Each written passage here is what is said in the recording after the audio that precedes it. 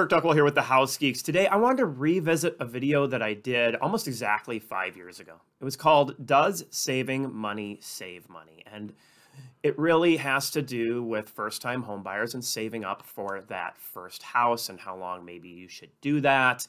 And with all that has happened in our Twin Cities market, especially in the last 2 years with home values, I thought this would be a really good video to go back, take a look at, see how it held to the test of time, and see how it applies today. Honestly, after looking at this video, I almost want to call this new one, were you able to save that much, or could you save that much? So hopefully you find it valuable. All right, let's dive into the video. Kirk Duckwell here with Bricks Real Estate and the House Geeks.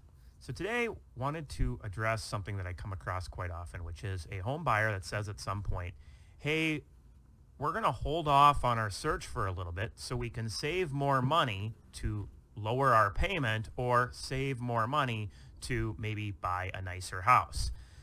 So is saving more money really saving you money? This is a tough one for me because it drives me nuts when I see the real estate agent that's super pushy, that tries to get somebody to rush into a home. You better buy now. Prices are going up. That's something you never want to do. You want to make sure you wait until you find the right place. But I wanted to talk about this because there are ways to accomplish this goal that are actually better than just putting money away in a bank account.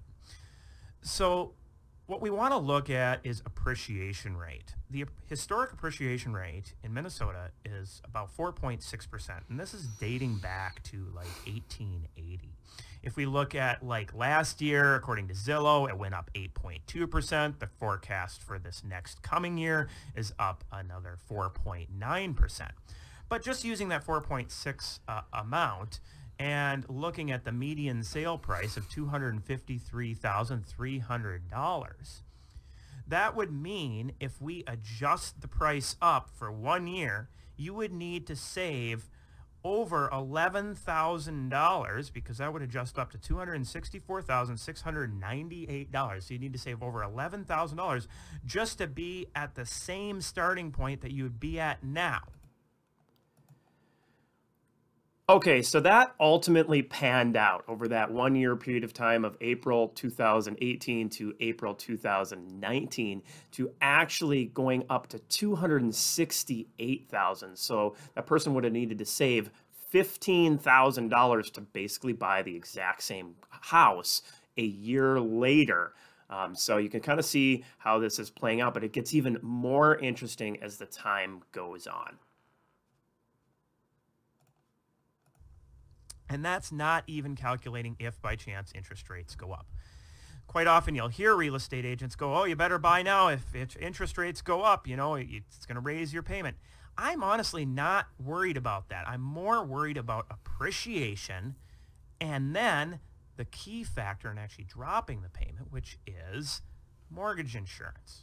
Okay, so if you really want to save money and not basically just throw away 11 grand, look at the mortgage insurance, because this is where you can actually make some ground. So I ran that $253,000 at 5%, 30-year mortgage, 4.5% interest rate, and we have a mortgage insurance tack on, because of the 5% down, of $166 a month. So if we go to a single premium mortgage insurance option, or one of many other mortgage insurance options that may drop that down, we can see that the payment drops back from that $709 or $1,709 to $1,543. So that's a pretty big chunk dropping back the payment. So let's see how that transitions into purchasing power. So if I look at that 253 and I raise it back up to that 1709 payment mark,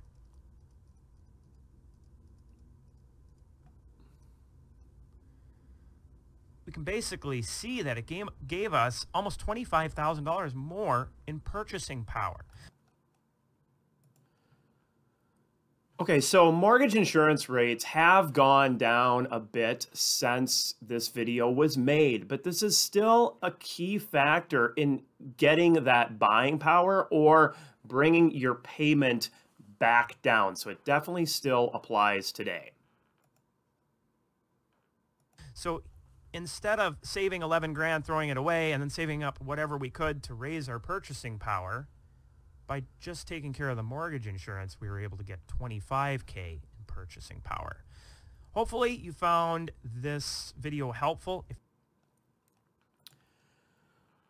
Okay, so bringing this forward to today, 2022, the median sale price is now at $340,000. So a person would have had to save over that 5 years period of time $87,000. That's why I said, is that something that you did, or is that something that you think you could do moving into the future at how appreciation has gone up?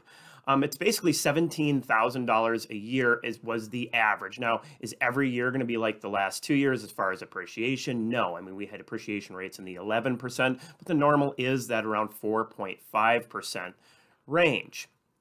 So thinking about this as a first-time home buyer, really what you want to do is you want to find the home that you can afford today, right? The person that did wait this last 5 years, again, they've been paying rent. Let's say they've been paying $1,200 in rent over that 5 years. That would be $86,000 that had gone towards rent, right? And they didn't build any equity in that. But a first-time home buyer who would have bought that house back then for that $250,000 range would now have a home that's worth $340,000. They could sell that home, take that equity, and go buy that next house. It's almost like when you went and bought your first car, right? Most people bought their first car. They didn't go out, look, and didn't find, the Ferrari that they wanted and said, hey, I'm going to go to Enterprise and rent and save money until I can buy the Ferrari, right? No, they ended up buying a car they could afford and needed for that period of time.